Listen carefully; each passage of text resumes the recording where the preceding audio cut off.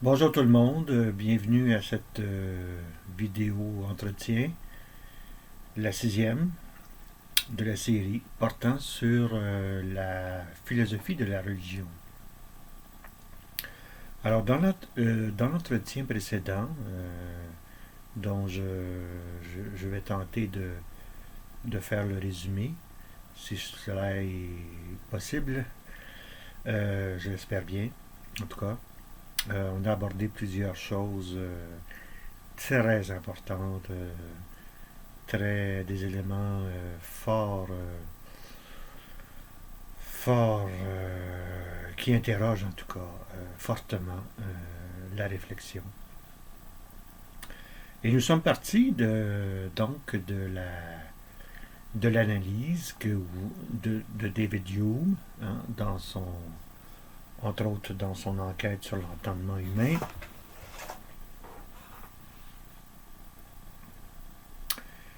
Alors, donc on a vu que pour Hume, la causalité, la notion de cause, implique, je ne dirais pas une forme d'incertitude, mais euh, un problème au niveau de la vérité et de la fausseté, évidemment.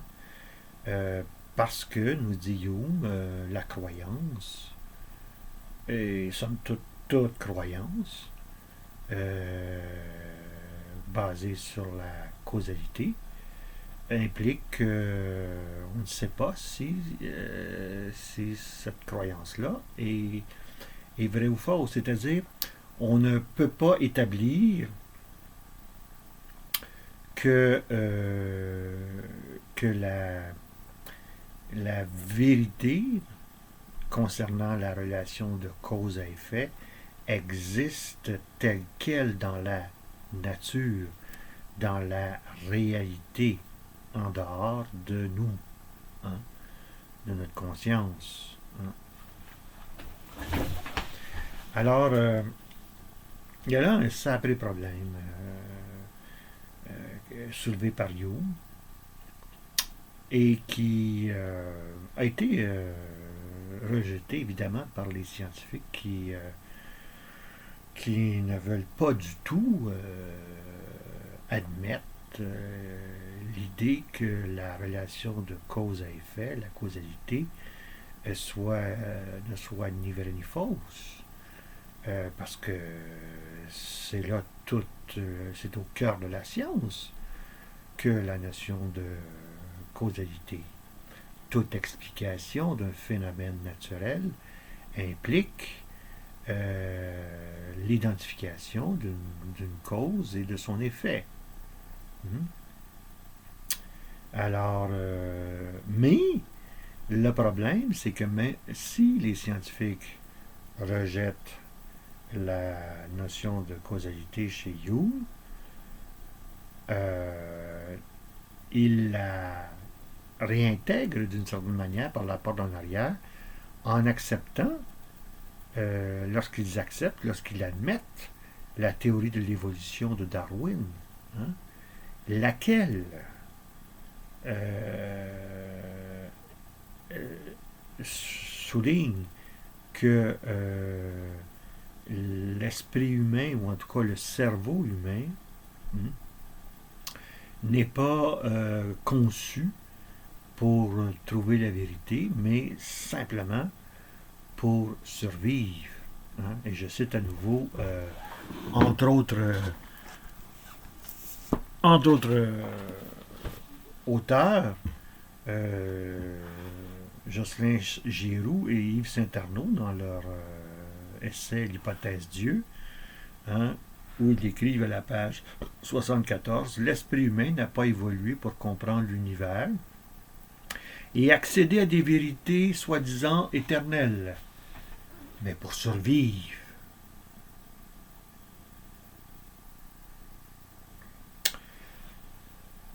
Alors, si comme Jocelyn Giroux et Yves Saint-Arnaud, hein, nous nous acceptons leur énoncé concernant la croyance qui ne cherche pas la vérité, mais l'adaptation à l'environnement, eh bien, le seul critère de la vérité devient celui de, de ce qui fonctionne, de ce qui marche, c'est-à-dire une vérité pragmatique. Hein? Il n'y a pas de question de vérité éternelle au-delà de nos croyances adaptatives à l'environnement. Hein? Alors, puisque bon nombre de penseurs et de scientifiques adhèrent à la théorie de l'évolution de Darwin, à l'évolutionnisme, pour le dire en bref, eh bien, on aboutit à cette, j'allais dire, incohérence ou en tout cas contradiction apparente entre le fait que on tient comme vraie la théorie de l'évolution de Darwin, alors que cela n'est pas acquis au niveau de la vérité, hein, au-delà de l'adaptation à l'environnement. J'espère que vous saisissez comment dire, le problème profond que recèle la théorie de l'évolution et la pensée scientifique. Donc, en adaptant, en d'autres termes, tout en rejetant Hume et en adoptant la théorie de l'évolution de Darwin, eh bien, on se trouve je reprends ce que je dis, en refusant la théorie, la conception, l'analyse de la causalité chez Hume, parce qu'elle débouche sur ce qui n'est ni vrai ni faux, ce qui est plausible dans l'état actuel de nos connaissances, eh bien, en refusant cela, les scientifiques ou les penseurs qui adoptent la théorie de l'évolution se trouvent à admettre à leur corps défendant, sans qu'ils le savent, la théorie de Hume.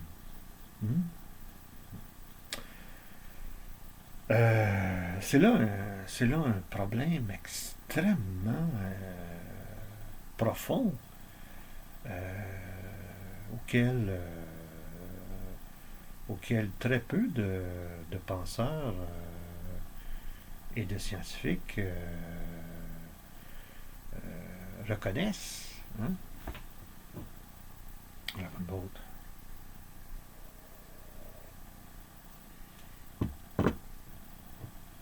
Alors, si la conception, comme je le soutiens, de la croyance, dans la causalité, ou toute croyance, bref, si donc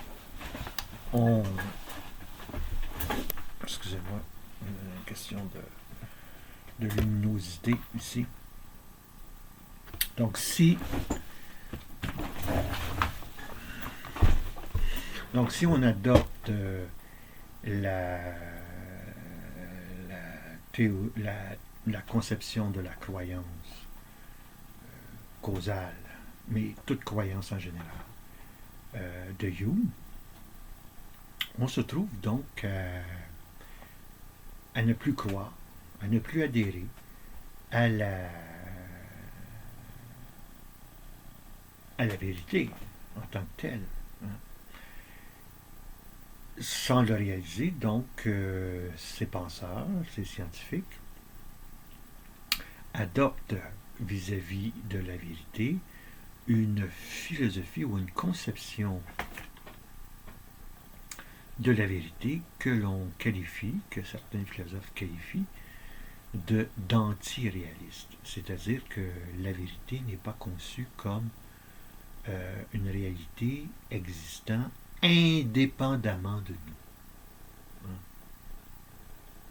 nous. D'où l'insistance chez ces penseurs anti-réalistes d'une notion forte de preuve. Et ceux qui connaissent la série de vidéos entretiens que j'ai fait sur William Clifford, l'éthique de la croyance, où Clifford énonce son fameux principe qui dit on a tort partout, toujours et qui que l'on soit, de croire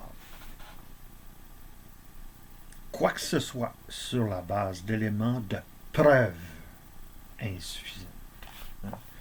Donc, si l'on suit Clifford et bon nombre de penseurs et de scientifiques actuels, on pourrait mentionner un grand philosophe, là, Bertrand Russell, ici au Québec, le disciple de Russell, Normand Baillargeon, souscrivent à cette conception anti-réaliste de la vérité, selon laquelle il n'y a de vérité que lorsque nous disposons d'une preuve suffisante. En dehors de toute preuve, on ne peut rien dire. On ne peut rien affirmer. Est-ce que la vérité que nous acquérons à l'aide de preuves existait avant ces preuves? Le philosophe anti-réaliste ne peut se prononcer. Certainement pas que cette vérité-là existait avant qu'il y ait une preuve disponible et suffisante. Donc, la notion de cause, qui est celle de la croyance, selon Hume, croyance qui repose sur l'accoutumance ou l'habitude, est la même qui accourt en science et en particulier dans la théorie de l'évolution de Darwin. Alors, voilà dans quel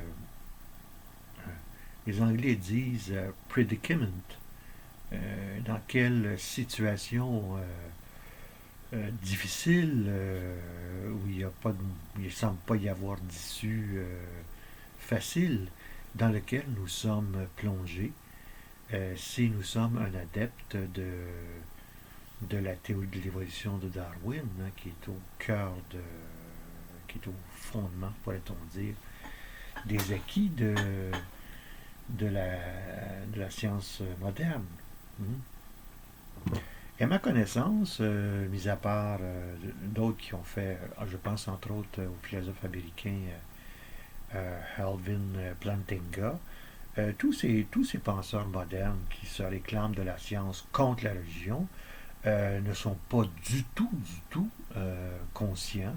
Ils ignorent le predicament dans lequel ils sont plongés sans qu'ils le savent, d'une certaine manière.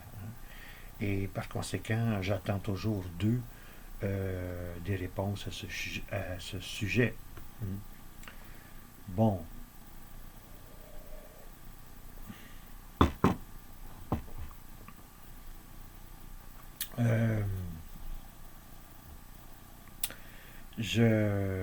Maintenant, si on peut définir l'antiréalisme comme